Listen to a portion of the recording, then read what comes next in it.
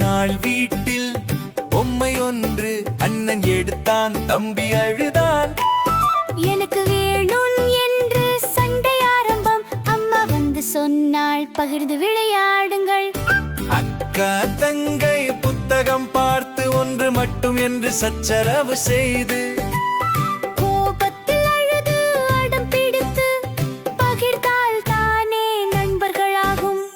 அண்ணா தம்பி ஒன்றாகவா, பகிர்ந்து விளையாடு மகிழ்ச்சியா. சண்டை போடாதே, கோபப்படாதே, அன்போடு பகிர்ந்தால் இன்பம் வருமே. யா யா யா மகிழ்ச்சியா, யா யா யா மகிழ்ச்சியா.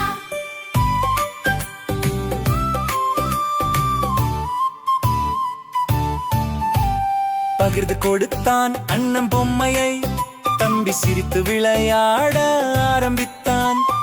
அக்கா புத்தகம் தங்கைக்கு கொடுத்தாள், இருவரும் சேர்ந்து கதை படித்தாள். சாக்லேட் ஒன்று இரண்டாக பிரித்து சாப்பிட்டு சிரித்து மகிழ்ந்தார்கள். சகோதரர்கள் ஒற்றுமையோடு இருந்தால் வீடு முழுக்க மகிழ்ச்சி நிறைந்திடும். அண்ணா தம்பி அக்கா தங்கை ஒன்றாகவா, விளையாடு நண்பே. பகிர்வோம் எல்லாம், சண்டை இல்லாமல் அன்பு நிறைந்த வாழ்க்கை அமைவோம்.